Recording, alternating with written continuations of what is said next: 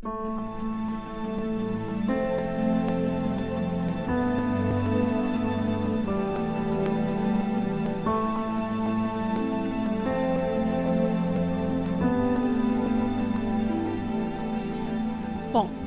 nós vamos falar sobre a questão da suplementação alimentar, se nós devemos fazer ou não fazer, porque o tema do congresso é sobre equilíbrio. E muitas pessoas pensam que suplementar é pecado. Por outro lado, outros acham que não fazer suplementação, que fazer suplementação em tudo. Será que é assim? Vamos ver o que seria necessário, o que não seria necessário. Segundo a Organização Mundial de Saúde, 2011, 10 principais causas de morte no mundo nós temos visto: a doença hipertensiva, a isquemia cardíaca, o acidente vascular encefálico, diabetes, câncer, infecções respiratórias, AIDS, acidentes de trânsito, prematuridade, que é o bebê nascer antes do tempo, diarreias várias que atingem principalmente as crianças, e o projetil de arma de fogo, que é a violência urbana, a arma. Então, essas são as principais causas de morte no mundo. E o interessante é que a expectativa de vida aumentou, mas a qualidade de vida não é boa. E o interessante é que nós aprendemos na faculdade de medicina a curar doenças com remédio. Nós não aprendemos a tratar as doenças através da nutrição. E hoje as pessoas estão morrendo literalmente pela boca, pelo estilo de vida errado, né? Então as pessoas assim, a gente vê que a expectativa de vida aumentou, mas a qualidade de vida está muito ruim. E o interessante é que tudo começa com a nutrição, tanto a saúde como a doença. Olha só, esse nutrólogo, ele fala assim, Raul Torres: qualquer que tenha sido pai de uma doença, com certeza a mãe foi uma dieta deficiente. Isso é um fato, né? Gente, genética não é destino. Você não pode pensar assim, eu sou diabético porque minha mãe é diabética, porque meu avô é diabético, ou hipertenso, ou cardiopata. Não. Existe uma ciência hoje chamada epigenética, que ela estuda como os genes do nosso corpo, que são pedacinhos dos cromossomos, como eles se expressam. E, na realidade, os genes eles se expressam quando eles são ativados. Então, o fato de eu ter casos de diabetes na família, eu só vou ser diabética se eu ativar esse meu gene do diabetes. Se ele ficar dormindo, ele nunca vai ser ativado. Então, os genes só vão se expressar, se ativar, se tiver alguma coisa dando um sinal para eles se ativarem. Na realidade, a genética carrega a arma, mas o estilo de vida puxa o gatilho. Então, um fator muito importante que vai mostrar se esses genes vão ser ativados ou para o bem ou para o mal é a nutrição. Como que pode, né? A nutrição tem a capacidade de ativar ou para fazer o bem ou para fazer o mal. Então, a gente tem as duas medicinas. A medicina convencional, que é aquela que eu falei para vocês, que a gente aprende na faculdade, só usando remédios. E tem a medicina nutricional, que é aquela que vai mostrar como prevenir e tratar as doenças, se porventura elas aparecerem. Por isso que Hipócrates, ele já falava, olha só, 460 anos antes de Cristo, quando ele nasceu, que o teu remédio seja o teu alimento e o teu alimento seja o teu remédio. Então, o nosso alimento vai ser o nosso remédio e vice-versa. Mas quais são os mais poderosos de todos os medicamentos? Quais? Aqueles que Deus deixou na natureza. São os alimentos que a gente chama de nutricionalmente densos. São os mais ricos em nutrientes. O nosso corpo, a gente vai ver em outra palestra, precisa de 45 nutrientes. É muita coisa, né? Que o nosso corpo precisa.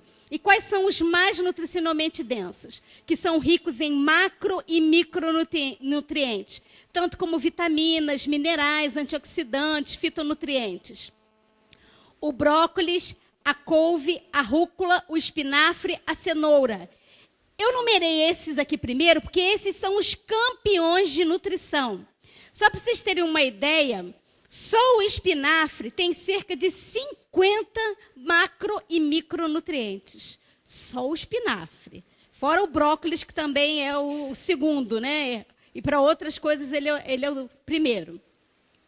Então, gente, a saúde ideal, aquela saúde que vai nos proporcionar o bem-estar completo, físico, mental e espiritual, é o resultado da ação de todos os nutrientes existentes aonde? Nos alimentos saudáveis. E quais são os alimentos saudáveis que Deus deixou na natureza para a gente? Tá lá, ó. Grãos, frutas, nozes e verduras, ou seja, 4 grupos. O Espírito de Profecia deixou bem claro, são 4 grupos. Grãos, frutas, nozes e verduras, contém todas as propriedades nutritivas necessárias para produzir bom sangue. Aí alguém vai me perguntar, e a B12? Vamos deixar a B12 para a palestra de amanhã. Tá? Amanhã a gente vai estudar um pouquinho mais sobre a vitamina B12. Então, a saúde ideal está aqui. O nosso corpo, então, ele necessita de 45 nutrientes para funcionar perfeitamente. Senão ele não funciona bem. Vamos ver algumas propriedades desses grupos que a irmã White fala. As frutas, por exemplo, elas fornecem ácido fólico, vitamina A, vitamina C, potássio, fibras, tanto fibras solúveis como insolúveis. As fibras insolúveis que a gente vai ver também são aquelas das frutas que têm casca, principalmente, e vários outros nutrientes. Fruta realmente é um alimento perfeito. E tem gente que não gosta de comer fruta. Aliás, o brasileiro tem um péssimo hábito, né, de comer a fruta apenas após a refeição. Não toma de jejum com fruta. Qual é o de jejum do brasileiro? Pão com manteiga, café com leite. Não é verdade? E a fruta? Né? Não aparece. As folhas verdes, as raízes, tubérculos, feijões e frutos fornecem ácido fólico, vitamina A, vitamina C, K, E, magnésio, cálcio, ferro, potássio, fibras, e etc., porque é uma lista de macro e micronutrientes. Vamos ver o outro grupo. Os grãos, como arroz, amaranto, centeio, trigo, fornecem também ácido fólico, B1, B2, B3. Amanhã a gente vai ver que a lista dos Bs é bem grande. Vai até B17. É. A gente que conhece só a B12, né? A B1, a B2, mas é muita vitamina do complexo B. Ferro, magnésio, selênio, fibras e as nozes e castanhas, que fornecem proteína. Já desse grupo, a fonte proteica são os grãos e as nozes. Já folhas, raízes e frutas não é uma fonte boa de proteína. Proteína nós temos mais nos grãos, cereais, nozes e castanhas. Também, além da proteína, ácido fólico, B1, E, ferro, magnésio, zinco, potássio e fibras. Agora, a gente pensa o seguinte. Muitos pensam que ter saúde é comer pão integral e comer fruta. Ou pensam que medicina natural é tomar chá de carqueja. Gente, isso não é medicina natural. Claro que o chá é muito importante para complementar, né? Nós usamos a fitoterapia. Mas, gente, o remédio, o que dá saúde, são os 8 remédios que Deus deixou na natureza. Quais são? A nutrição adequada, a água, a temperança, que é comer com moderação o que faz bem e abster-se do que faz mal. É o descanso, o ar puro, o sol, o exercício e, acima de tudo, que sem ele nenhum dos outros funciona, que é a confiança e esperança no poder de Deus. Então, esse é o maior de todos os remédios. Então, isso sim é medicina natural, isso é saúde. Claro que se você comer pão integral, comer a fruta, a verdura, você também vai ter saúde. Mas, gente, por que muitas dietas fracassam? Por quê? Vocês já pararam para pensar? Porque, na realidade, comer com moderação, embora seja popular e confortante, mata. Comer com moderação o que faz bem, ok. Mas comer com moderação o que faz mal, não presta. Sabe por quê, gente? Se eu comer um pouquinho de açúcar, um pouquinho de gordura, um pouquinho de cafeína, eu vou ter um pouquinho de câncer, um pouquinho de diabetes, um pouquinho de hipertensão, um pouquinho de cardiopatia. Então, com o que não presta, não serve moderação. Vocês já viram até médico falando, beba com moderação. O seu fígado vai ficar um pouquinho gorduroso só, um pouquinho de cirrose, tudo bem. Não é? Então, gente, moderação é pior, porque algo que vicia, você usar moderadamente, é tortura. Não é? E o que mais vicia? Açúcar e gordura. É o que mais vicia. Então, as coisas viciantes, você não precisa comer moderação, é abstenção, né? Na realidade, devagar e sempre, muitas vezes, não funciona. Então, às vezes, a gente tem que tomar decisões em nossas vidas, mudar os nossos hábitos alimentares, às vezes até de maneira mais rígida, né? Cada ato não saudável terá um impacto destrutivo sobre o organismo. Imagina aqueles atos ali. Gente, olha que coisa terrível botar um bebê tomando refrigerante. E tem gente que faz isso. Bota até na mamadeira, né? Para a criança tomar. Então, realmente, a gente vê que não tem condições. Mas vamos ver quais são as armadilhas do prazer. Ah, mas comer gordura, açúcar, comer carne, comer o que faz mal, dá prazer. Claro, a culpa não é sua, não. É do cérebro. Por quê? Eu sei que comer essa coisa faz mal, mas eu não consigo. Gente, isso aí não é falta de fé, não. É difícil. Por quê? Isso é controlado pelo cérebro. Existe uma coisa chamada centro da recompensa no cérebro, em que é produzida uma substância chamada dopamina. A dopamina, ela dá a sensação de bem-estar, dá a sensação de prazer. Quais são as outras substâncias que são produzidas, além da dopamina? Vocês já ouviram falar? Tem uma outra que também dá prazer. Serotonina. Serotonina. A própria endorfina, que é um parente da morfina, também dá a sensação de bem-estar e prazer. Então, assim, dá relaxamento, dá prazer. E, olha só que coisa interessante. Dá felicidade. Por isso, gente, que quando você come algumas coisas estimulantes, como gordura, açúcar, sal e cafeína, você tem sensação de bem-estar e quer comer mais. E vicia. Por isso que nós temos que combater, nesse caso, contra um vício. Quando a gente está comendo algo errado, a gente tem que combater contra um vício. Então, é uma armadilha, realmente. Só que está dentro do nosso cérebro. Mas o Senhor é capaz de controlar todos os nossos gostos e a nossa vontade ficar em harmonia com a sua vontade. É só a gente pedir a Ele. Mas, gente, o que é melhor? Corrigir uma dieta deficiente ou fazer suplementação alimentar? Olha o que eu sublinho ali. O que é melhor? Corrigir uma dieta deficiente. Mas o que é mais simples? Pegar uma cápsula e ingerir. Não é verdade? Agora tem a moda das vitaminas de A a Z. Tem várias vitaminas de A a Z num potão que você ingere todo dia, grande quantidade. Será que isso vai resolver o meu problema de deficiência nutricional? A onda da suplementação invadiu. Hoje tem suplementação em tudo que é lugar, invadiu a vida cotidiana, principalmente nas academias. Só que a gente tem que ter muito cuidado com essa suplementação das academias, porque há um tipo de suplementação que usa muita proteína. Quem aqui já fez musculação, já usou, sabe? São proteínas em altas concentrações, só que isso sobrecarrega os rins, sobrecarrega o fígado e pode induzir a câncer, porque excesso de proteína alimenta a célula cancerígena, assim como o açúcar. Então, a gente não pensa assim, o vilão é o açúcar e a gordura. Também, vilão é a proteína, em excesso, claro. Então, gente, cuidado com esses tipos de suplementação. Então, quando a dieta está errada, o remédio é inútil, já dizia esse provérbio. Quando a dieta está certa, o remédio é desnecessário. Mas aí eu virei vegetariano. E agora?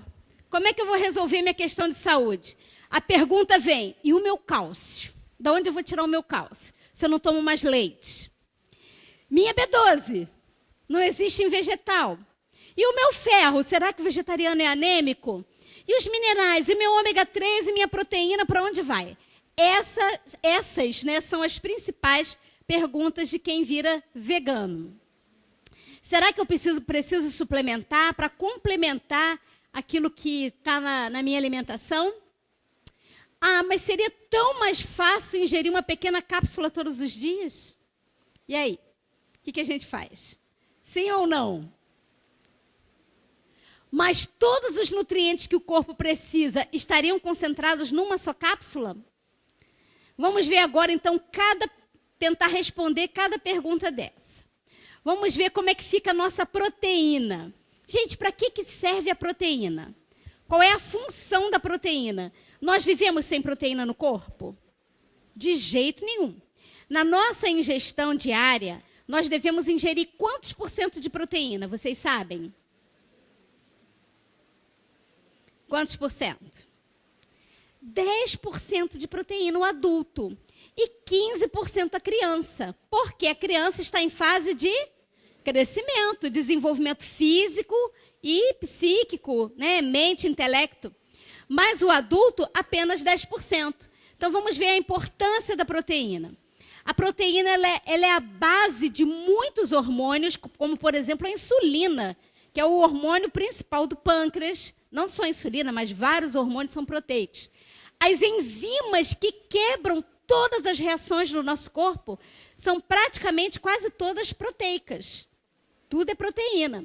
Na realidade, eu lembro da época de faculdade que o professor de bioquímica falava assim: toda enzima é uma proteína, mas nem toda proteína é enzima, né? Então, assim, se todo o corpo tem enzima, é tudo proteico. Agem como transportadoras de oxigênio e de gorduras, formação estrutural do tecido, pele, músculo, cabelo, tudo do nosso corpo é proteína. Formação de sangue, formação dos órgãos. Vamos ver mais. Atuam no crescimento, no reparo, na reposição de tecidos. Vamos ver mais a função das proteínas. Reguladores de pH dos fluidos do corpo, auxilia, aliás, é a base do sistema imunológico de defesa do corpo. Os anticorpos são proteínas, aqueles que vão matar, né, destruir os antígenos que estão entrando no nosso corpo. Mas alguns falam assim, mas será que a dieta vegetariana vai me fornecer todos os aminoácidos necessários? O aminoácido é a subunidade da proteína. Quando eu junto vários pedacinhos de aminoácidos, eu vou colando vários aminoácidos e formo um grupo chamado peptídeo, e esse grupo aumenta mais e forma a cadeia maior, que se chama proteína. Então, a proteína ela tem uma unidade menorzinha. Qual o nome dessa unidade menorzinha? Aminoácido. Isso. Existem 11 que são chamados não essenciais, porque o corpo fabrica, ele sintetiza, como, por exemplo, a glutamina. E tem 9 que são chamados essenciais, que a fonte é alimentar. Como, por exemplo, o triptofano, que é um aminoácido que só vem de fora. O corpo não produz. Então, você precisa da fonte alimentar. Mas tanto o animal como o vegetal fornecem os 9 aminoácidos essenciais. Então, comer vegetal, as fontes proteicas principalmente, né, que são os grãos, cereais e castanhas, eles fornecem todos os aminoácidos que vocês precisam, além de ainda ter proteína nos demais. Agora, uma pergunta. A proteína animal, ela é eficiente na promoção do crescimento? Por exemplo, comer carne, frango, ovos, leite, queijo, faz uma pessoa crescer? Faz. Para os lados? Para cima também. Faz a pessoa crescer, claro. Desenvolve. Isso é um fato. É proteína, gente. Esquece os malefícios. Vamos pensar. Proteína. Sim. É eficiente na promoção do crescimento. Mas isso não é sinônimo de saúde. Essa é a diferença. Para crescimento, tanto faz, mas proteína animal não é sinônimo de saúde. Por quê? A proteína vegetal supre perfeitamente as necessidades do organismo e não é inferior à proteína animal. Pelo contrário. Vamos entender o porquê. Então, quando fala assim, essa criança vai morrer se virar vegetariana, não tem proteína. Não, tem igualzinho. Supre da mesma maneira. Por quê? Vamos ver. Gente, quem são os maiores herbívoros da Terra? Elefante, rinoceronte, hipopótamo, cavalo. O que eles comem? Folha. Eles comem capim. Eles comem verduras. Então, da onde que eles tiram a proteína deles? Eles são vegetarianos. Mas qual a relação entre a proteína animal e a carcinogênese? O que é isso? A produção de câncer. Qual é a relação? Será que o alimento de origem animal dá câncer? Como, por exemplo, o leite? A proteína animal, ela inicia, ela promove e ela progride um câncer já iniciado. Isso é sério. Então, ela induz e ela promove o crescimento de células cancerígenas. Por exemplo, a caseína do leite, que é uma proteína, ela induz ao câncer de mama, ao câncer de fígado. O IGF-1, que é o hormônio de crescimento similar à insulina, muito presente no leite de origem animal, ele induz a câncer de mama, de próstata, de ovário, de útero e vários outros cânceres dependentes de hormônio. Mesmo que seja o leitinho da vaquinha da fazenda da vovó. Qualquer leite. Mas então, gente, qual é o problema da proteína da carne? Que mal a proteína da carne faz? Vamos ver. Além da carne ter um alto nível proteico, além de conter o quê? Colesterol. Vocês sabem que só existe colesterol em alimentos de origem animal, certo? Não existe colesterol em alimentos de origem vegetal. Então, além de ter alto nível proteico e colesterol e outras gorduras, produtos tóxicos, ácidos dietéticos, a carne, ela aumenta a acidez no sangue.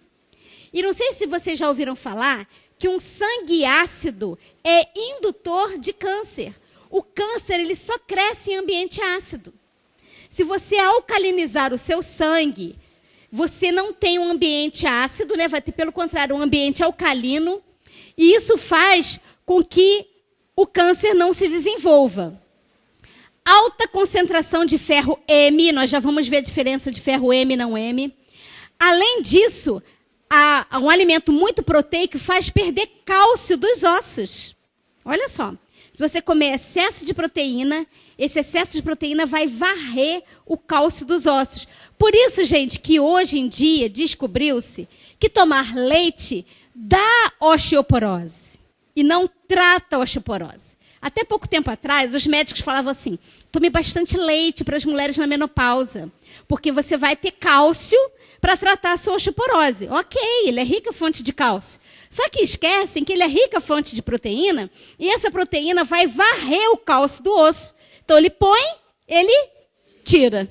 Então, não serve. E os países que mais têm osteoporose no mundo são os países consumidores de leite. E quem não consome leite não tem osteoporose. Interessante, né? Então, olha, o excesso de proteína sobrecarrega os rins, o fígado, aumenta o risco de câncer, de doenças autoimunes. Vocês já ouviram falar em doenças autoimunes? Alguém pode me citar algum? Diabetes tipo 1, lúpus, artrite reumatoide, esclerose múltipla. São várias doenças que hoje têm deixado grande parte das pessoas enfermas. E são doenças incapacitantes quando a gente lida com as neurológicas, né? Principalmente a esclerose múltipla, que deixa a pessoa na cadeira de roda. A gente vai estudar um pouquinho mais sobre elas quando a gente falar sobre a vitamina D. E, além disso, a carne ela é pobre em vitaminas, em minerais, em fibras e em fitoquímicos. Então, basicamente, ela é rica em quê? Proteína. Pode um veneno ser bom? Vocês já viram colocando músculo na sopinha do bebê? Gente, é terrível. Proteína e gordura pura, né? Então, um veneno não pode ser bom. Não pode ser. Ah, mas então eu vou usar uma fonte mais light de proteína. Eu posso comer um ovo. Gente, qual é o problema do ovo? O ovo tem 2 problemas. Vamos ver quais são os 2 problemas do ovo? Quais são? Gordura, colesterol. Tem 2 problemas do ovo. A clara e a gema. Por quê? A gema, colesterol puro. E a clara, proteína pura. Então, além da contaminação com micro-organismos e tantas outras, e hormônios, né, que hoje tem dado às galinhas, só para vocês terem uma ideia, um ovo por dia equivale a fumar 5 cigarros por dia, a nível de obstrução de artérias. Mas aquela coisa, hoje estão levantando a bandeira de que o colesterol não faz mal. Vocês já ouviram isso também? O problema seria a lesão do endotélio, da artéria, da camadinha da artéria. Mas você come tanta outra coisa errada que a artéria vai estar lesionada. Quando o colesterol passar por ali, o que ele vai falar? Vou me grudar aqui, que aqui está bom para eu ficar. Então, acontecem as 2 coisas. Tanto a lesão endotelial, como a fixação do colesterol e dos triglicerídeos. Ah, mas o peixinho pode? Ah, um peixinho, gente. O que tem? Como fonte proteica, qual é o argumento? Ele é rico em ômega 3. Tem ômega 3? Tem, mas também tem o quê? Muita proteína, muita gordura. Gente, essa história de que o peixe é light, isso não existe. Ele tem gordura saturada sim. Colesterol, toxinas, metais pesados, ácidos dietéticos, aqueles que vão induzir a câncer. Ah, mas eu vou pescar lá no alto mar. Peixe não nada, não? Ele sai lá do rio contaminado, vai nadando e ele é pescado lá no alto mar. É o mesmo peixe, gente. Não tem diferença nenhuma. E ele anda quilômetros. Anda não, né? Nada. Então, 15 a 30% de ômega 3 que os peixes têm. Só que de onde vem o ômega 3 do peixe? Das algas que ele come. Aliás, gente, dizem, né, que o peixe tem cheiro de peixe, porque na realidade ele come alga. Então, aquele cheiro de peixe é cheiro de alga, né, que ele come. Então, o rótulo do peixe ser um alimento saudável vai para onde? No fundo do mar, juntamente com ele, né? Por que os alimentos de origem animal viciam? Por que liberam serotonina, endorfinas, dopamina, todos esses elementos que dão prazer? Vamos ver. Porque quando junta gordura com proteína, isso vai estimular o cérebro a liberar essas substâncias viciantes. Porque a gordura estimula a insulina pelo pâncreas, que, por sua vez, a insulina que vai ser a via de estimulação desses centros da recompensa. Quais são os centros da recompensa no cérebro? Os liberadores de dopamina, endorfinas e serotonina. Vocês entenderam? Por isso que comer esse tipo de alimento vicia. Não é difícil largar. Não é fácil, quer dizer, né? É difícil largar, não é fácil largar. Por isso que Thomas Edison, olha o que ele diz, que nós estamos cavando nossas sepulturas com os nossos dentes. Ué, vocês já não ouviram isso? Quem mais falou isso? Irmã White, olha só o que ela diz. Muitos de nossos pastores estão cavando sua sepultura com os próprios dentes. A mesma coisa que Thomas Edison, o inventor da lâmpada, né? Ele já havia falado sobre isso. Agora, a proteína vegetal, mesmo em altos níveis de ingestão, ela não promove câncer. Interessante, né? Ela não promove a carcinogênese. Vamos ver agora, gente, a febre da reposição. Eu quero mostrar para vocês que não é proibido repor, mas tem suas indicações. Não é proibido suplementar, se houver necessidade. Se a pessoa está com deficiência, se a pessoa está doente. Agora, repor sem necessidade, não tem porquê. É isso que a gente tem que mostrar, o equilíbrio. Aliás, a gente está falando nesse congresso sobre o quê? O equilíbrio, né? Então, vamos ver a febre da reposição de cálcio. Quem aqui já tomou o seu potinho de cálcio alguma vez? Vamos ver as novidades sobre o cálcio que foi descoberto agora, recentemente. O cálcio, ele é muito importante para o metabolismo ósseo, claro. Ele é importante para o funcionamento cardíaco, sistema digestório, sistema nervoso central, coagulação do sangue. A gente só consegue imaginar cálcio e osso. O cálcio vai além dos ossos, né? Atividade dos hormônios, sistema muscular, tudo depende de cálcio. Mas será que nós temos que recorrer aos comprimidos ou à ingestão de leite para obter o nosso cálcio? Será? Vamos ver aqui. A quantidade de cálcio necessária para um adulto vai variar de 1.000 a 1.200 miligramas de acordo com a idade. Então, vocês observem que os adultos precisam mais e as gestantes precisam mais de cálcio, tá?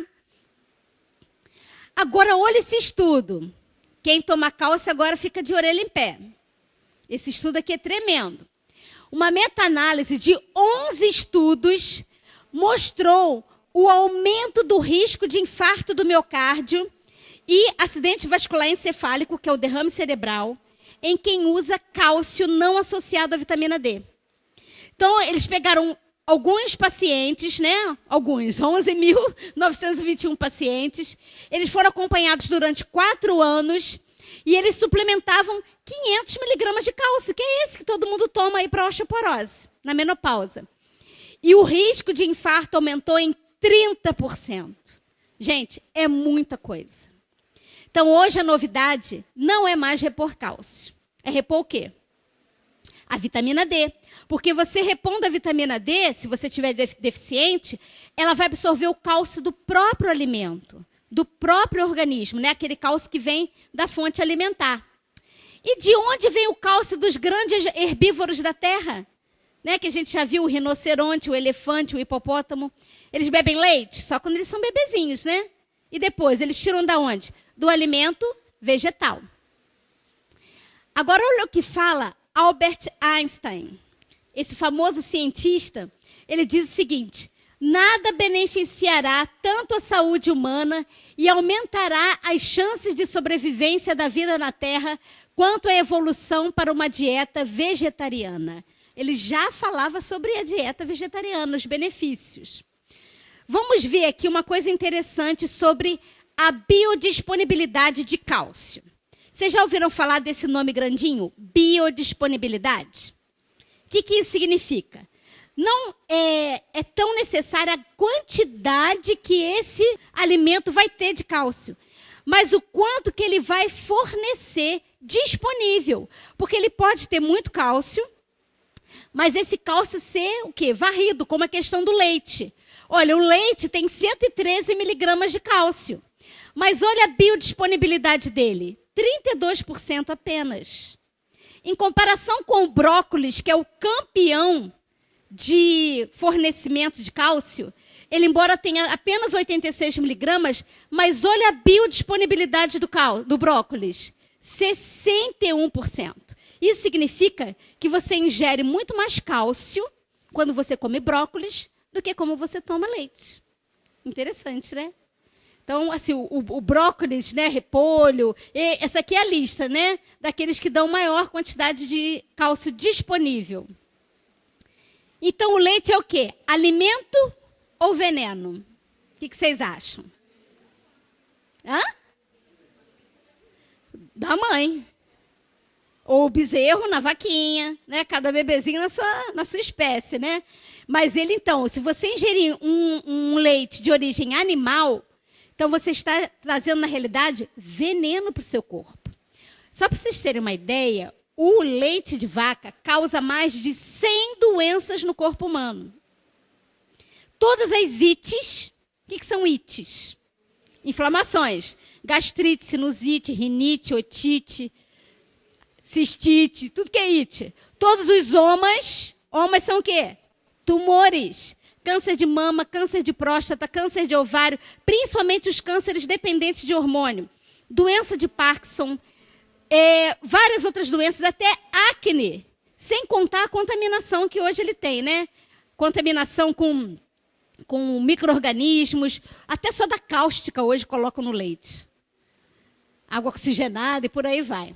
Então, lá, como eu botei, cânceres, alergias. Gente, uma criança asmática, criança que tem alergia respiratória, tira o leite dela e vê o que acontece.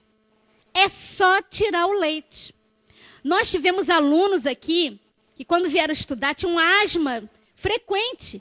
Só de mudar a alimentação, o ambiente, ficou curado da asma. Então, assim, é fantástico. Vamos ver, assim, além do leite, tem um alto teor proteico, ácidos dietéticos que vão causar aumento da excreção de cálcio. E o excesso de cálcio vai sobrecarregar quem? Os rins. Além da contaminação que eu falei para vocês. Aí fala, mas eu vou pasteurizar o leite. Tudo bem, você mata as bactérias. Mas a pasteurização torna o leite o quê? Morto. Porque no ato de pasteurizar, você tira os nutrientes. Vamos ver, além disso, ele é rico em colesterol e outras gorduras, proteínas, hormônio e rico em cálcio. Não há dúvida. Agora, após 4 anos de idade, a criança deixa de produzir uma enzima chamada lactase, que é a enzima que vai quebrar a lactose.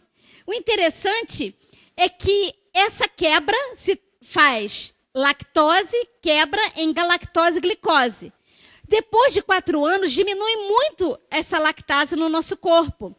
Seria uma deficiência ou, na realidade, uma eficiência do organismo humano? Eficiência, porque adulto não tem que tomar leite. Não é? É a única espécie que continua tomando leite depois de grande. Então, qual é o melhor leite para o consumo humano? O leite da mamãe. Esse sim, rico em proteínas, carboidratos, minerais, vitaminas, enzimas, anticorpos, ácidos graxos, lactose mais digerível e menos proteína, menos caseína. Então, esse sim seria o mais saudável. E até quando amamentar?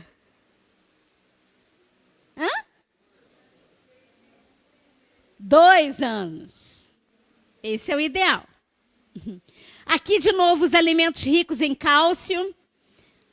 Aqui eu não fiz a tabela de comparação da biodisponibilidade. Vocês podem ver que aqui o leite ainda é o campeão de cálcio, de quantidade.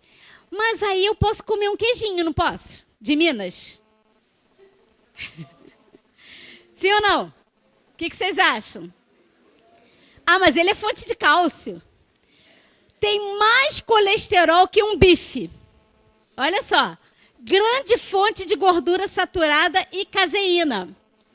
Fonte do alcaloide, feniletilamina, que é semelhante à anfetamina. Por isso, gente, comer queijo faz o quê? Vicia.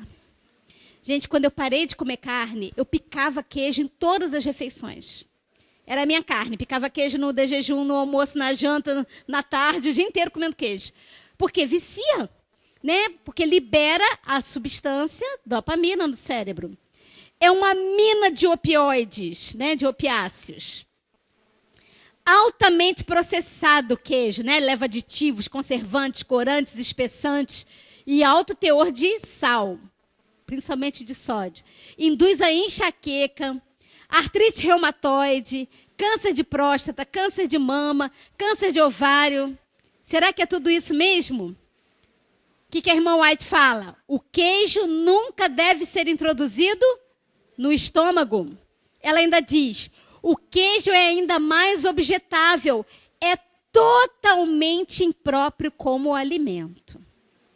Então não serve. Vamos fazer queijo de mandioqueijo, né, de mandioquinha, queijo de tofu, queijo de amêndoas. Tem tantos outros queijos que a gente pode usar. Então, gente, a suplementação de cálcio não aumenta a densidade mineral óssea.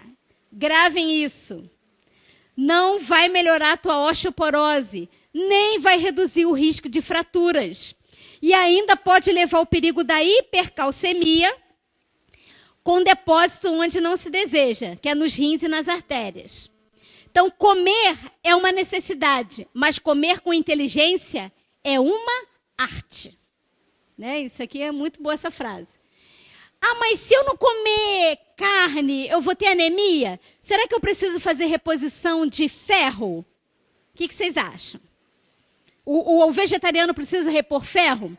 O ferro é muito importante para o corpo. O ferro é importante para o sistema hematológico, né, o sangue, para os músculos. A gente precisa de ferro, o corpo precisa. Ele tem uma participação direta e indireta no transporte de oxigênio. Várias reações químicas do nosso corpo dependem do ferro.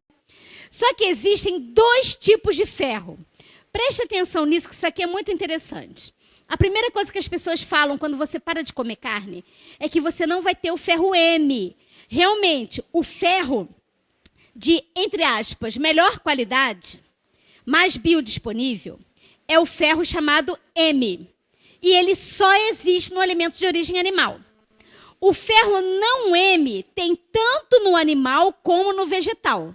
Gravem isso. Então, o ferro M é só no animal.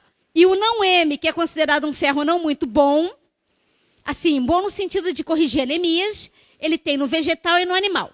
Por quê? Porque o ferro M, ele tem alta biodisponibilidade. Ele não sofre interferência de nada para ser absorvido. A absorção dele não sofre interferência da alimentação.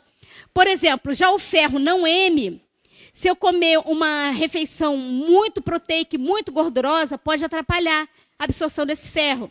Já se eu comer bastante coisas ácidas, como a vitamina C, vai melhorar a absorção desse ferro. Já o M não sofre essa interferência. Mas olha só, 20% dele apenas são absorvidos. Estão nos alimentos de origem animal, mas a carne tem só 40% do M. E o resto do ferro da carne? É o ferro que os nutricionistas consideram como não tão bom, não M. Vamos ver então agora um pouquinho sobre o ferro não M. Ele tem menor biodisponibilidade, por quê? Só 10% é absorvido, porque vai sofrer interferência do pH do estômago, da presença ou não de vitamina C, da vitamina A, da presença de cálcio, dos fitatos, por exemplo, dos feijões, a soja, tem muito fitato, a gente vai falar sobre fitato, acho que na quinta-feira. Oxalatos das verduras, pode interferir. Café, chocolate, antiácido, só que ele existe também nos alimentos de origem vegetal. Agora, um adulto precisa absorver 1 a 2 miligramas de ferro por dia. Mas por causa da absorção ser dificultada, nós colocamos que, por exemplo, os homens precisam ingerir 8 miligramas por dia e as mulheres 18. Por que 18? Porque elas perdem na menstruação. E as grávidas? 30. Por que as grávidas precisam absorver mais? Tem o concepto, né? O bebezinho está competindo ali pela alimentação. Então, tem que ingerir mais para absorver esses 2 miligramas. Agora, olha só, o ferro da carne é 60% não M e 40% M. Então, olha só, olha a matemática, gente. 100 gramas de carne contém 1,2 miligramas de ferro M. Do M, que é 40% do total. Porque 100 gramas de carne fornece 3 miligramas total de ferro. Mas após o abate do animal, aí o animal fica lá na espera para ser consumido. Até chegar o animal na mesa para ser alimentado, olha só. A carne não é consumida logo. Além desse calor, mais ferro M se transforma em não M. Então, na realidade, nem 40% do M é ingerido. E desse ferro M, 20% é absorvido. Isso significa que ao ingerir 1,2 miligramas de ferro M, eu sei que vai ser difícil vocês mentalizarem essa matemática aqui agora. Você vai estar absorvendo 0,24 miligramas de ferro. Isso é muito aquém daquilo que você precisa. Por isso que a gente vê pessoas onívoras que comem carne e que são anêmicas. você precisa de 2 miligramas por dia. Então, a ingestão de carne não satisfaz as necessidades diárias de cálcio, de ferro, quer dizer. Por outro lado, estudos vegetarianos mostram que a ingestão de ferro é maior do que nos não vegetarianos. Mostra que os vegetarianos ingerem 15 a 20 miligramas de ferro por dia e a absorção é 10%. Então, nós absorvemos 1,5 a 2. Então, a gente chegou o quê? No nosso ideal. Quanto que a gente precisa absorver? 2 miligramas por dia. Então, a alimentação vegetariana fornece o ferro necessário. Então, não existe essa história de que o vegetariano é anêmico. Ele é anêmico, claro, se ele não combinar os 4 grupos. Aí ele pode ficar anêmico. Então, vamos ver os campeões de ferro. A ostra é o principal, tem 9 miligramas até. O tofu, 5. O fígado bovino, 5. Os cereais, né, os feijões, 5. Os vegetais verdes escuros, 3,6. Olha a carne, está em 6º lugar como fonte de ferro, 3 miligramas. As oleaginosas, 2,5. Os grãos, 2 miligramas. As frutas secas, 2 miligramas. E a gema do ovo, 1 miligrama. Então, aqui a gente vê de novo alimentos ricos em ferro. E o magnésio, gente, será que eu preciso repor magnésio? Já ouviram falar que o magnésio é o mestre de todos os nutrientes? Vamos ver por quê. Ou será que existem alimentos ricos em magnésio? E como tem, né? Você não precisa repor magnésio se não estiver necessitando dele.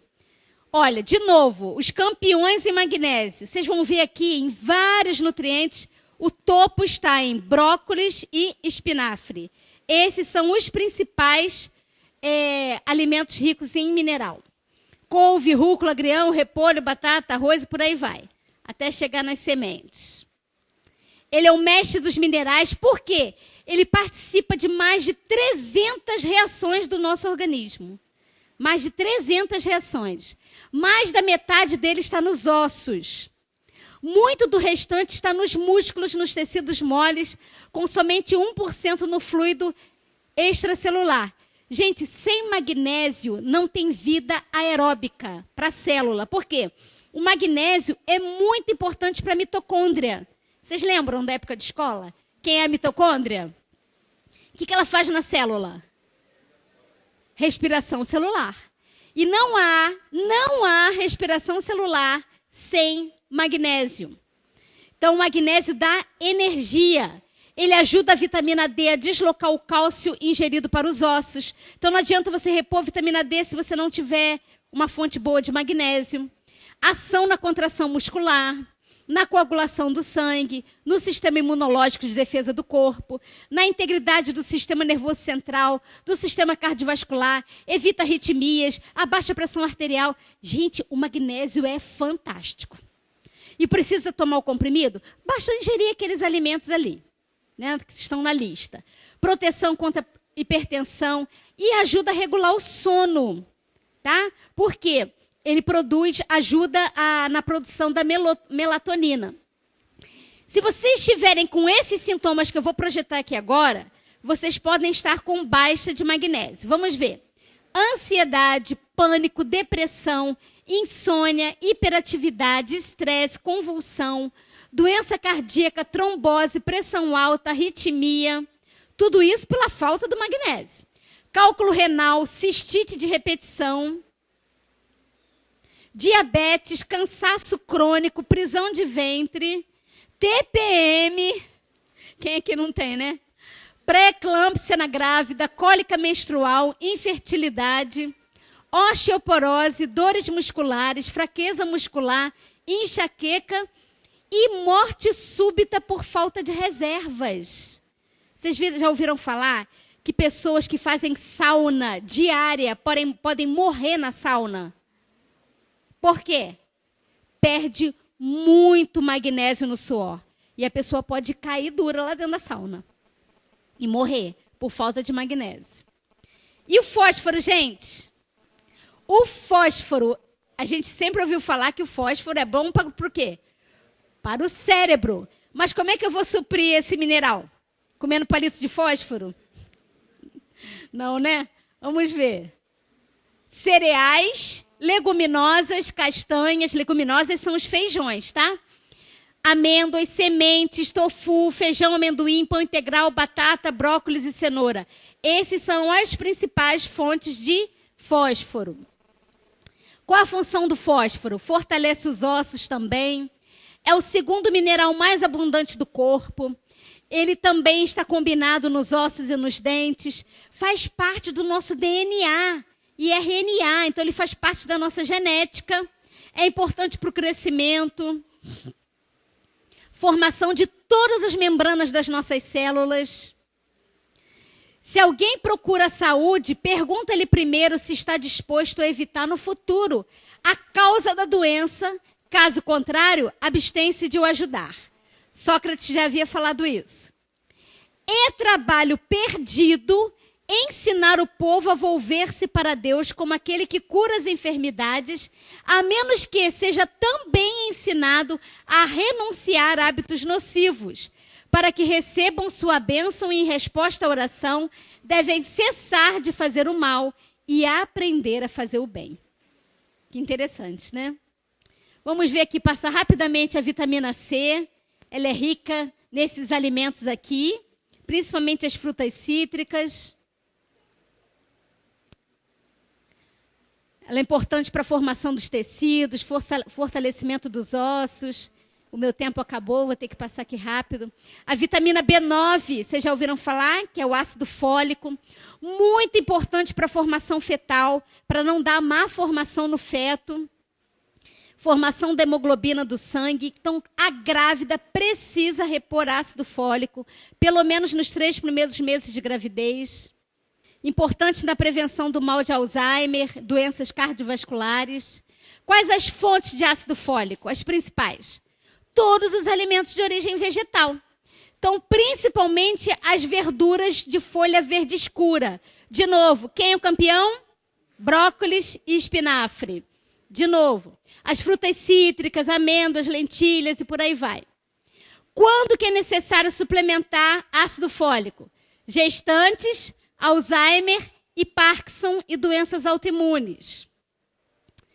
Aquele que não conhece os alimentos, como pode entender as doenças humanas? O iodo, gente, eu vou ter que passar assim muito rápido. O iodo é muito, muito importante para o nosso organismo. A falta do iodo causa câncer. Não ter iodo na nossa alimentação causa câncer. A principal fonte de iodo é animal, ou sal de cozinha. Só que se você comer excesso de sal de cozinha, você vai ter o quê? Hipertensão. Então, às vezes, é necessário a reposição de iodo, sim, que é importante para a prevenção dos cânceres. Vários outros minerais. O mais famoso de todos é quem? O ômega 3. Ele é anti-inflamatório, ele é antitrombótico, ele evita doenças cardiovasculares, é anticancerígeno, ele previne diabetes, doenças hipertensivas, abaixa colesterol. Nós já vimos que o peixe tem. Mas onde que a gente tem também ômega 3? Na linhaça, isso. Gente, as oleaginosas, de novo as folhas verdes escuras, né? O brócolis, o espinafre. Quem deve suplementar sempre o ômega 3? Os artríticos, doenças autoimunes, os idosos, principalmente cardiopatas, e as gestantes. A B12 e a D são especiais. Essas nós vamos falar no decorrer da semana, porque são as mais polêmicas, né? Será que o que eu como vai influenciar o meu caráter? Para concluir, diga-me o que você come e eu direi quem você é. E a irmã White fala, ninguém que professe piedade considere com indiferença a saúde do corpo, iludindo-se com o pensamento de que intemperança não é pecado e não afeta a espiritualidade. Existe íntima correspondência entre a natureza física e a natureza moral.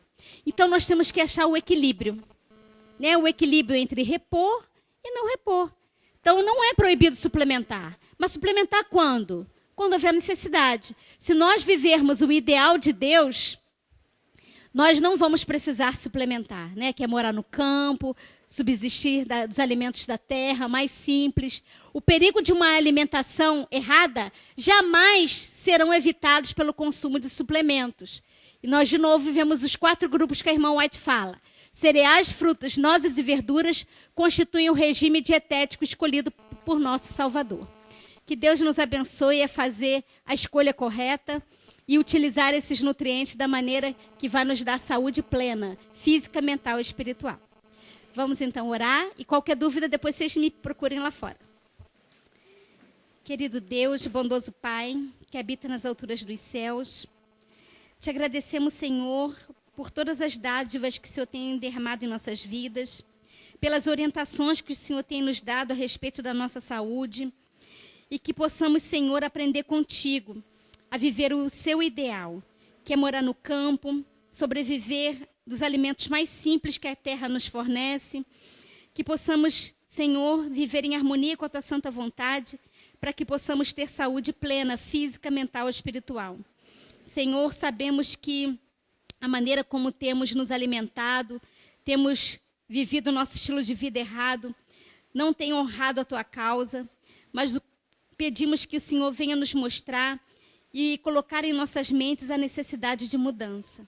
Ajuda-nos, Senhor, a tirar das nossas vidas os alimentos viciantes, aquilo que não provém de Ti, aquilo que vai fazer mal para o nosso corpo e para a nossa saúde em geral. Ajude a cada um de nós, Senhor, a aplicarmos esses princípios em nossas vidas e também possamos compartilhar com os irmãos que precisam conhecer essa verdade tão preciosa que o Senhor tem nos dado. Sabemos, Senhor, que a reforma de saúde é o braço direito da obra do Evangelho e que vai junto com a terceira mensagem angélica. Que possamos ser esses arautos da verdade presente, Senhor. Que possamos levar essa mensagem dando alto clamor a um mundo em trevas. Abençoe a cada um de nós, abençoe esse congresso e o restante das palestras. É o que nós te agradecemos e pedimos por Jesus. Amém.